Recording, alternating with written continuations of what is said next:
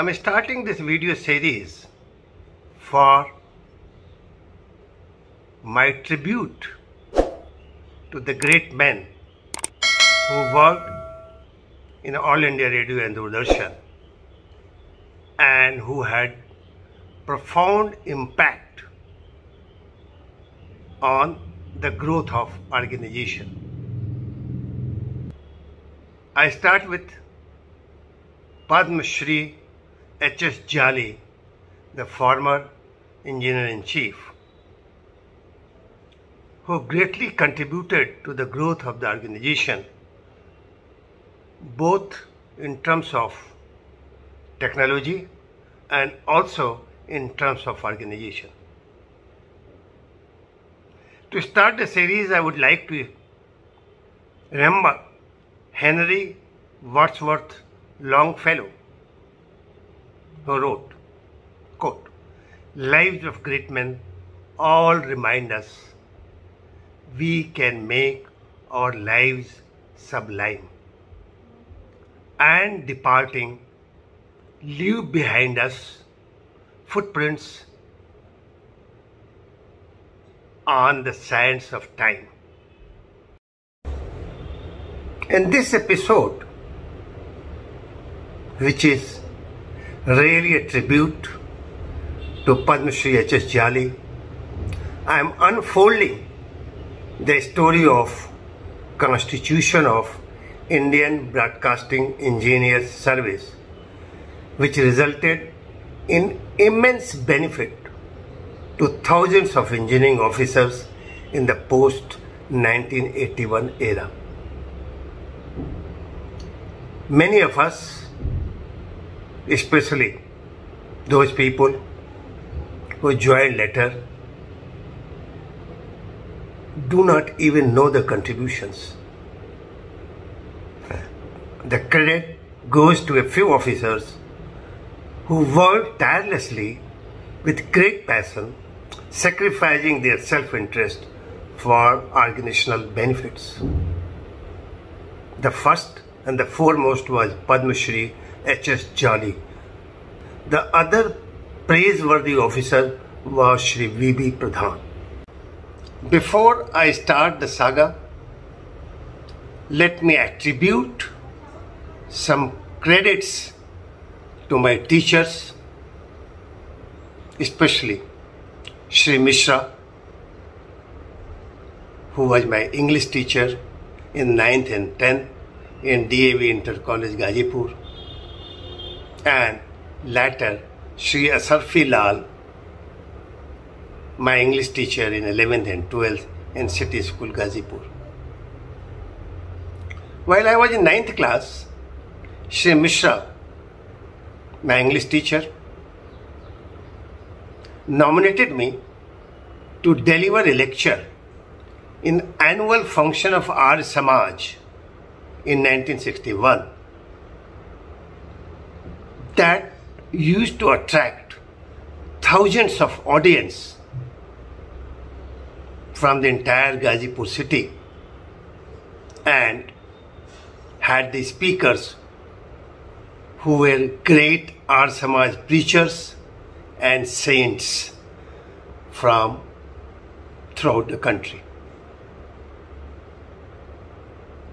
It was a tall task for a small boy of 12 years. He helped me in drawing the script, repeating it a number of times, doing rehearsal for months on Sundays and holidays and after school time, and ultimately I was put on the dais to deliver the lecture. The months of labor done by my teachers and the practice helped me to deliver a lecture which was appreciated by almost all the people who were gathered there. It was a great surprise and amusement for the citizens to see a boy of 12 years delivering a lecture on religion. Since then, I become a regular speaker in occasions like Tulsi Jayanti, Valmiki Jayanti, Arya Samaj annual functions, and so on and so forth. That give me a lot of religious understanding, a bent of mind, and also made me popular in the city. These early efforts of my great teachers imbibed in me the presentation and oratory skill which helped me a lot in my later life. Now, I narrate my first assignment on joining Planning and Development Unit of All India Radio, New Delhi in 1979. I was posted under Shri V. Pradhan, the then planning officer, and Shri H.S. Jali had just joined as a chief engineer.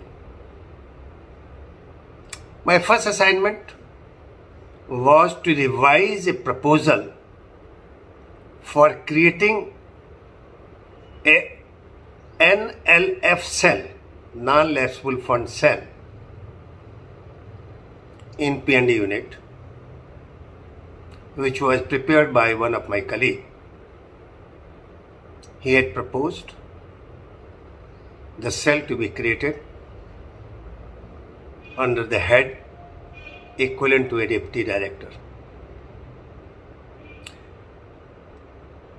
Shri Pradhan gave the proposal to me and I revised it, where I proposed the cell to be created under an additional chief engineer, which later was designated as chief engineer, with all the paraphernalia consisting of director, deputy directors, clerical staff and all that. Shri Pradhan saw the proposal and took me to Shri Jali. Shri Jali saw the proposal and had a hearty laugh and passed a comment. Good. Ask for the license of an artillery if you need a license for the gun. Okay. Send it to ministry and let us see. The proposal was sent and there was a meeting in ministry to take a decision on the proposal. Myself and Shri V. Pradhan accompanied Shri Jali to the meeting, which was headed by Shri Basant Sathe, the then Minister of I&B.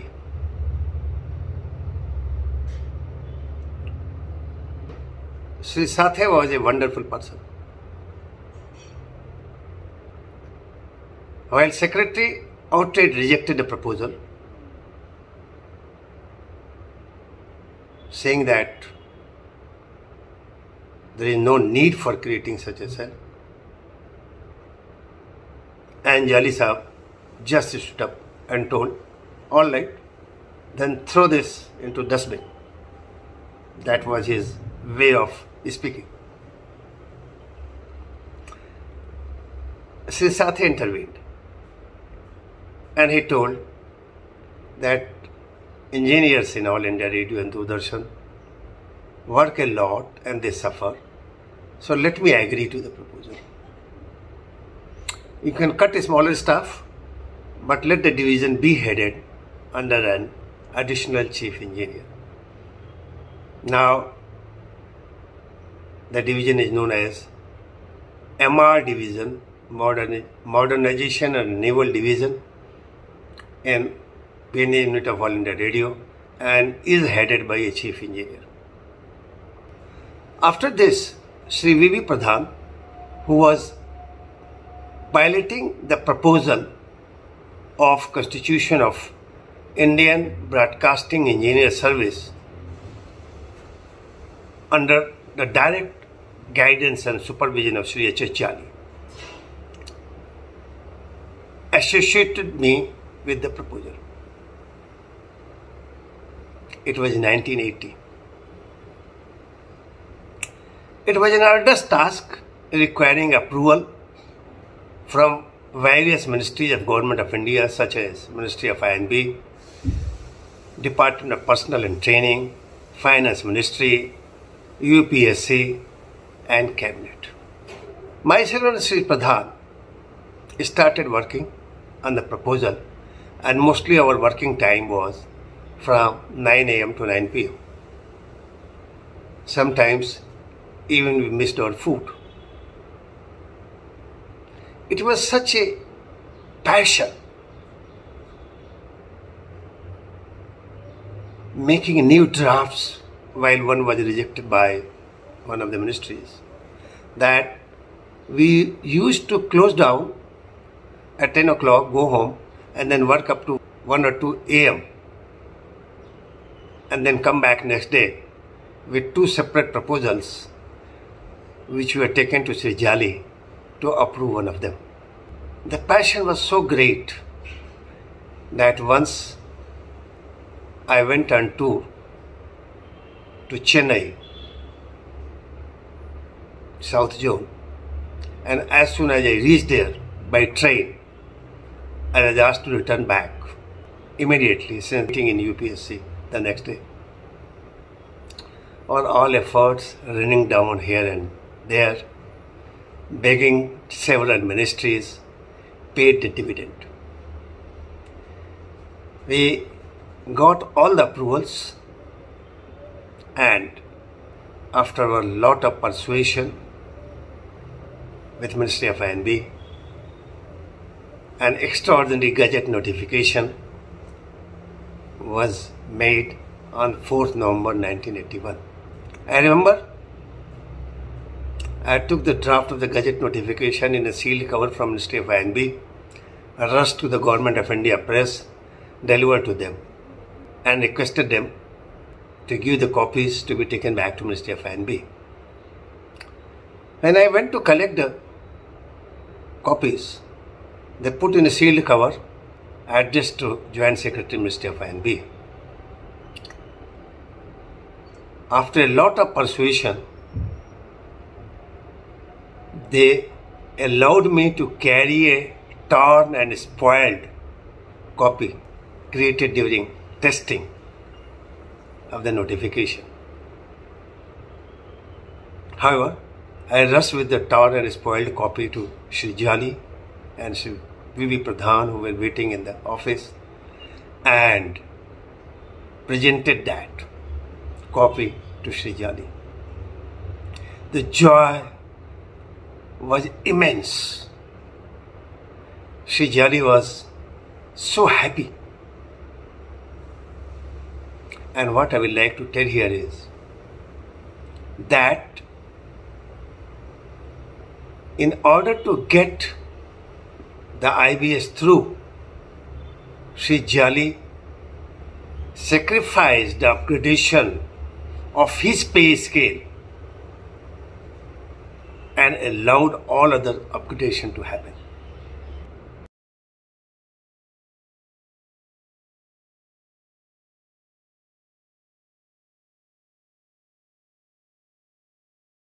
I present here the service and the scales that we got after the Gazette notification. There were about more than 200 posts which were upgraded from one scale to other, and almost everyone in the Group A service, and also some 167 people from Group 2 service got upgradation. It was only one person who got nothing, and it was Shri H.S. Jali. But he allowed to happen for the organizational benefit. See the scales.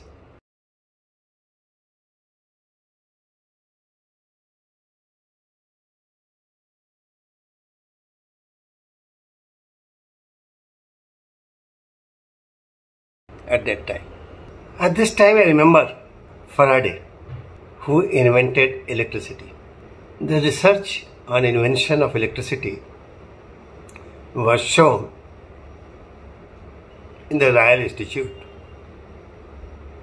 and the then Prime Minister asked him, "What good is it?" And Faraday replied, "What good is a newborn baby?" The immense benefit that occurred to the people, especially in the gazetted cadres of All India Radio and Doordarshan, could be realized only later.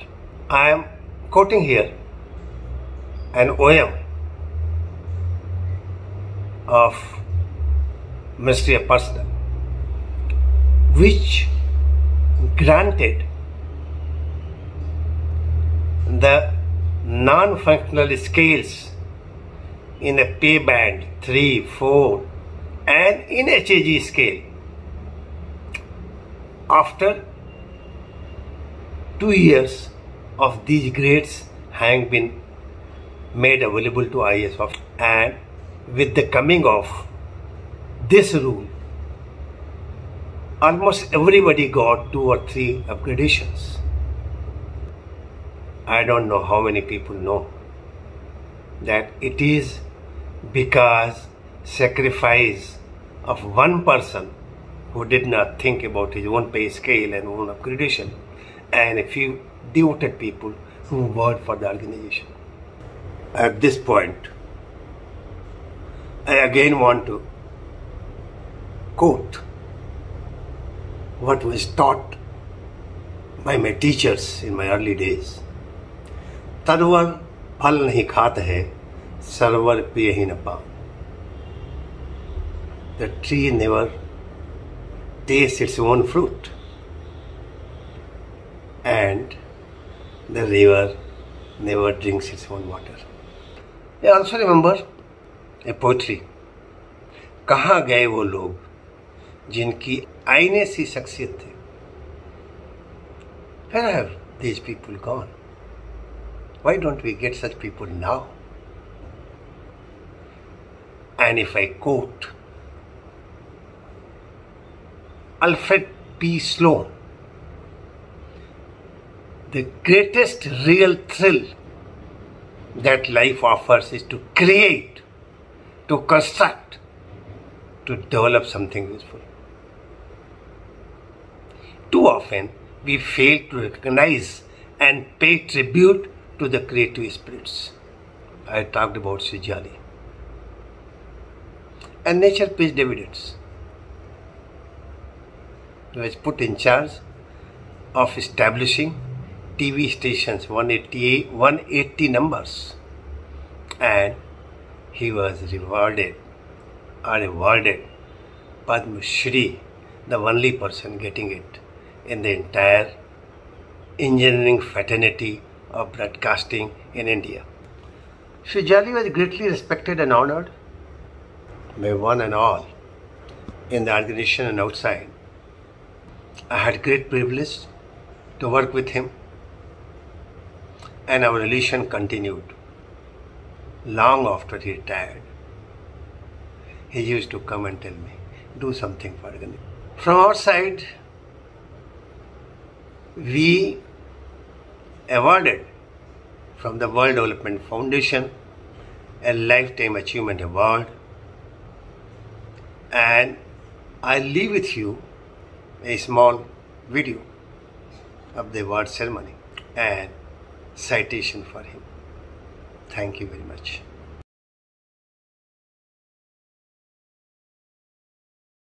The Lifetime Achievement Awards to two most distinguished broadcasters of post-independence era, for their tremendous contribution in shaping the course of broadcasting in this country. First, Padma Shri H.S. The name Padma Shree H.S. conjures respect and reverence in the minds of many. Sir, you are a leader. All broadcast professionals, without admiring your unachievable contribution for the country. You set the path of broadcasting in the country by your untiring efforts and great vision. A taskmaster, he executed all the tasks with the basic ingredients, consistency, and an absolute commitment to excellence. I have the privilege of working with Janita. A man of few words, and always believing well done is better than well said. Sir, your untiring efforts in the growth and expansion of the broadcasting in this country have touched the hearts of us all, and you've shown a path to the future generation.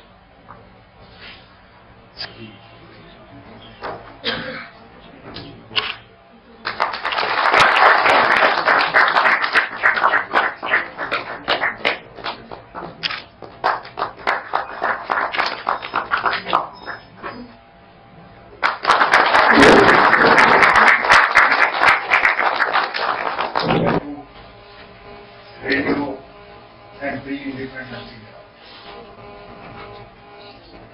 When Pakistan was created, there were just 6 radio stations in the whole of the country. Today, both Doordarshan and All India Radio are one of the top broadcasting countries of the world. I have seen rapid strides in all forms of technology, and the first revolution which I saw was transistor revolution. That changed the whole concept, and the process of miniaturization started. The next revolution which I saw was the satellite communication. It is the age of dish that has reduced the world to a very small village. Now the last revolution is the IT revolution. And I'm sure this will continue. There will be further developments. I don't think I can't say much what I have contributed in this development in the broadcasting. All I can say about myself in few words is, I manage to get along with all the people in spite of their habits or in spite of their characteristics.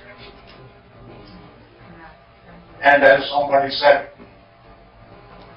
to be a good leader, you have to lead with affection. So I try to emulate that, and I am grateful to Dr. Srivastava for remembering me even 25 years after my retirement. Thank you.